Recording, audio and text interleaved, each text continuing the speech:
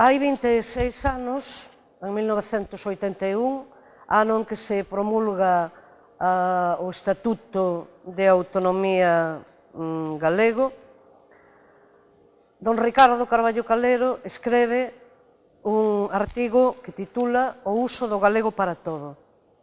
Vou recordar algunhas das súas afirmacións porque seguen sendo plenamente vixentes. Dicía Carballo Calero: unha lingua non pode perpetuarse se non se exercita.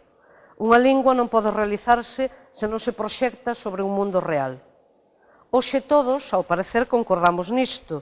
Mesmo aqueles que non hai moito aínda semellaban transixir co galego só como lingua literaria, cando non só como lingua lírica.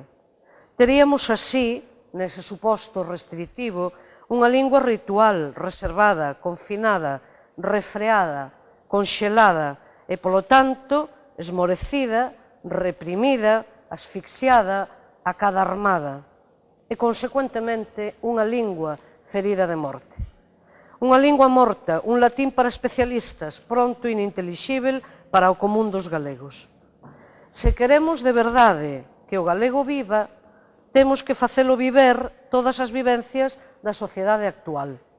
Non só as vivencias estéticas, conforme a unha dobre tradición, a tradición da nosa literatura moderna, encetada polos ilustrados e prerrománticos do século XVIII, e a tradición medieval, totalmente ou quase totalmente ignorada polos dezoitistas, senón tamén as vivencias do uso coloquial, do uso comercial, do uso notarial, do uso administrativo, do uso relixioso e do uso político.